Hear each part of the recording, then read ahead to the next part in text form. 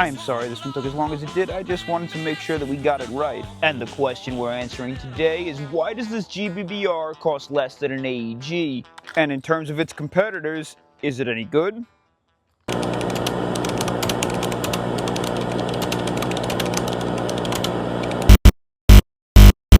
Allow me to introduce to you the classic Army URGI MK16 GBBR. While this was a gift to me from Classic Army and Lancer Tactical for an unbiased YouTube review, we don't yet know if this is actually a gift to the Airsoft market or if it's doomed to fail. And we'll be trying to... And we'll be trying to... Are we serious? Oh. We'll be trying to figure that out today. And boy, am I excited, because 300 BBs for a working, worthwhile Airsoft GBBR straight out of the box is nearly unheard of on the market. Especially when it includes a one-to-one model of Tokyo Marui's famous, tried-and-true MWS system. This means things like minimal wear, aftermarket part support are easily available, and a functioning system designed to work with GBBRs and not just real steel counterparts are all included inside the classic Army URGI system. Today we'll test mag compatibility, gas efficiency, accuracy, power output, see what it's made of, and test literally every single thing I can think of in between. And for the entirety of this video, we're running a brand new can of Coleman propane and 0.32 gram BBs. Contrary to our regular videos, we're actually going to shoot it first this time, and just so you know, the red dot does not come with it, nor does the flash protector. I just put this on because it only came with an orange one, and that's yucky. Feed the mag, and let's see how many mag fills of BBs we can get out of a single gas fill on semi. 3, 2, 1. Got a nice recoil to it. The bolt feels heavy. Snappy. Trigger's pretty nice. Absolutely no signs of slowing down. And we did fill the mag. Let's do it again. Sorry, I'm doing this left-handed.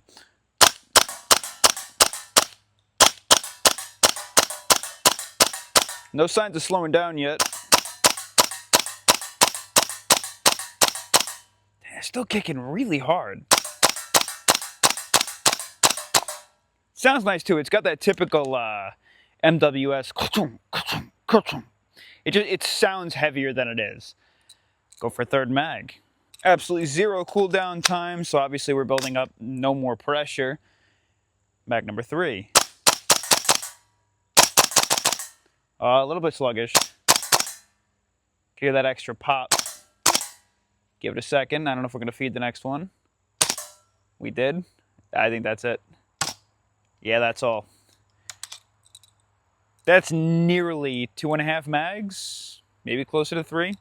I think with some cooldown, you'd have no problem. But this was back to back to back. And you can see it's starting to get a little condensation on her. Now, prior to testing this bugger's auto capabilities, I want to check out its mag compatibility while we let the single mag that I have from Classic Army cool down. Starting with the bolt locked back and a Double Eagle MWS mag freshly gassed and BBs, it seems to lock into place just fine. Wow, okay.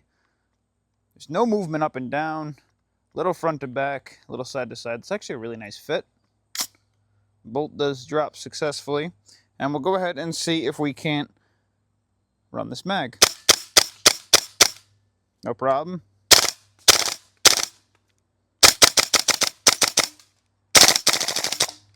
Cycles just fine, and it looks like the bolt even locks back as well. The next one I have just a smidge less faith in. These are the Lancer CGS mags. I actually really don't like these mags, but I do have 6 of them, so it would be awesome if these work. Huh. Drops down nice and smooth. Tight up and down. Little movement front to back. A little more right to left, but those sit in. I don't like the way they look in there, but it does sit in. Feeds just fine.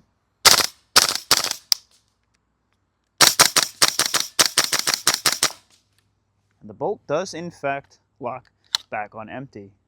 So the CGS Lancer mags will work. Now with the classic Army Lancer mags having around 15 minutes to cool down, I feel like that should be enough to suffice. We'll go ahead and throw this mag in, flip it to fun mode, and let it rip.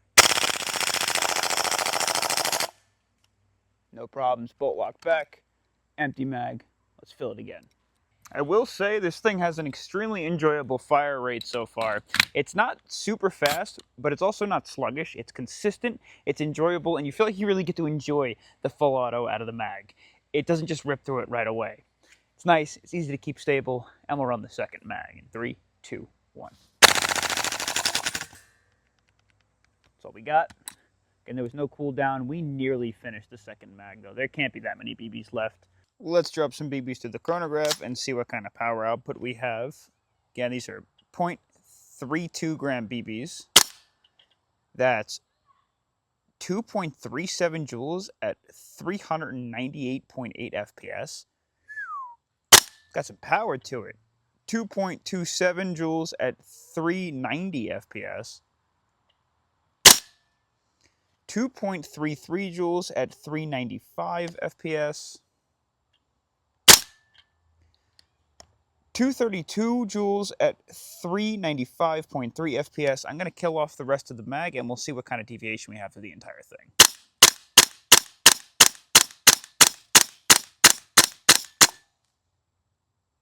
All right, here we go. First, like 5 shots, we wound up between like the 390 mark and the 400-ish mark in FPS power output, and it drops a little bit. It comes back up as it builds pressure, obviously, and then without a pressure build at all, we continue to shoot through 19 rounds, and we drop pretty low at 343 FPS and a height of 378. So obviously we'd build up back pressure again, but the deviation is simply just because we didn't allow any time to build back up pressure, and it's a gas replica, so we're getting lower and lower on gas as we shoot. I would say it's a pretty large deviation in comparison to what I've seen in the past, so the consistency could definitely be better, but it's definitely not terrible for a GBBR. This is a torso-sized target. And this is 15 shots at 50 feet aimed at center mass.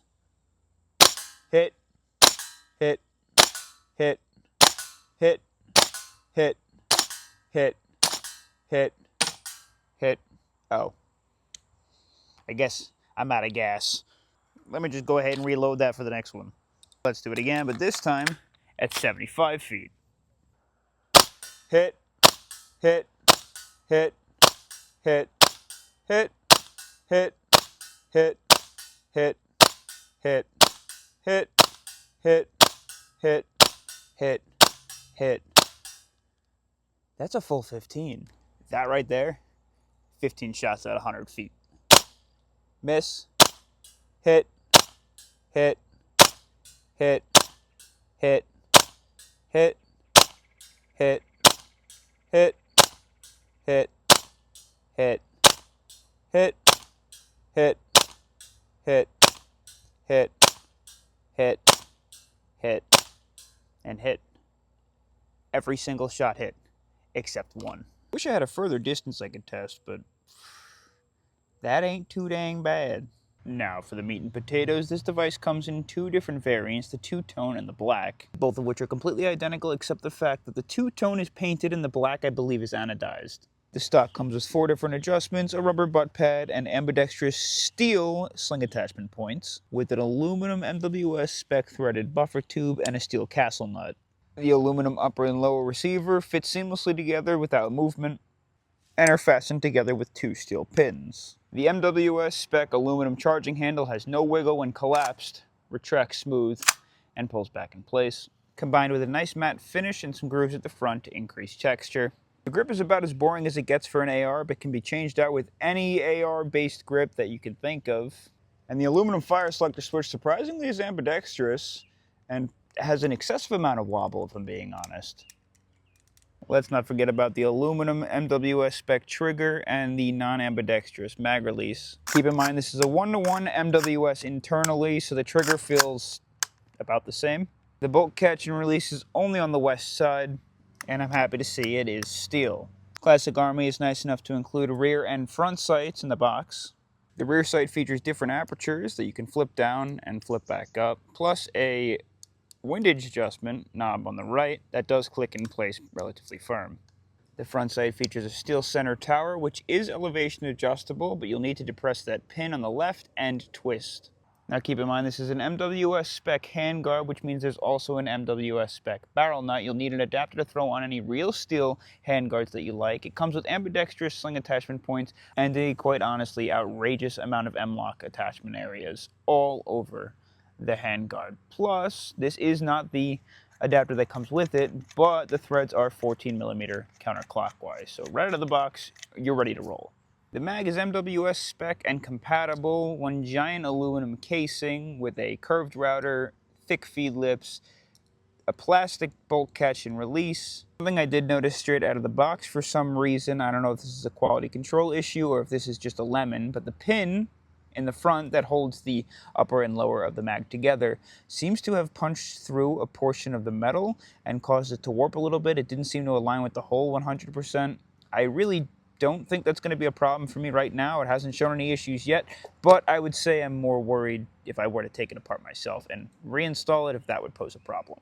Internally, this model is entirely MWS spec as well. Again, it is 1-to-1, which means that all the parts that you would put in an MWS system by Tokyo Marui are compatible on the inside of this system. And you can tell that especially because of things like its included Z plate. You will notice that a majority, if not almost all, internal hammer control parts are not steel besides the roller, the Z plate, and the bolt catch and release, which is kind of two parts in a whole. And that's including your buffer stop and then your plastic buffer. Everything inside the upper as well, cross-compatible with the MWS system. You don't have to do any guessing. It is the same exact design. You can see the hop-up dial on the underside of the MWS hop-up unit. And the lightweight bolt carrier group. Something really, really fascinating about this guy, it's all aluminum except for this guy. And what is this? Well, this is the plate that catches onto the famous Tokyo Marui Z plate. So any of your wear and tear parts where your bolt catch and release will catch onto the bolt is made of steel to reduce wear. You can see the typical roller bearing and everything, as well as the spring-assisted nozzle. I'm not going to rip the whole thing apart because it's an MWS system through and through. We've done this a ton of times on the channel myself, and many other channels cover that. It is an MWS system internally, just not 500 to 800 beans. I also want to commend them for including these little protruded pieces of aluminum on the bottom of the lower. These help keep the upper and lower together nice and snug and reduce wiggle. Flash forward to the next day, it's time to wrap things up. And I have to be honest, I have very minimal things to say, and that's not a bad thing. Like, it's good. Like, it's just good. Now, there's a lot of replicas that copy the MWS system, but honestly, when it comes to clones, this one and the Double Eagle are the only ones that I've ever seen do it right. And what really sets this one apart from its other competitors is how much you're going to be dishing out for it, because it's minimal, if a fraction of the others at all. Now, from the way that I see it, the way Classic Army was able to do that was quite simple. They didn't include any of the stamps, any of the licensing, any of the markings, any of the unnecessarily heavy materials. It's simply steel where it needs to be, aluminum where it can be, and polymer where it usually is, and that's it. And where you can argue you're not getting things like the steel fire control group, an upgraded bucking or barrel out of the box, you name it, that's not really a problem because as we know already with the MWS system, there's low wear and low tear to begin with. Now on a replica like this, you will notice that finishes will get some nicks and blemishes. And that's just because things like anodizing and Cerakoting just buff the price up, so this is just to keep things low. Now, after about 5,000 to maybe 7,000 rounds that I've put through this thing so far, I gotta say this is the perfect way for beginners to get into GBBRs. And before you make comments like, well, why don't you just go with a Double Eagle or just pick up a Tokyo Marui if you're out of the States? Well, hold on, because anything that you can save can be put into things like mags and optics and attachments and whatever else extra that you want. Man, it's a little workhorse. You really knocked it out of the park here, Classic Army. And before we set this thing down, I request you start exploring Tokyo Marui's AK series too. I'll catch you on the next adventure. Peace!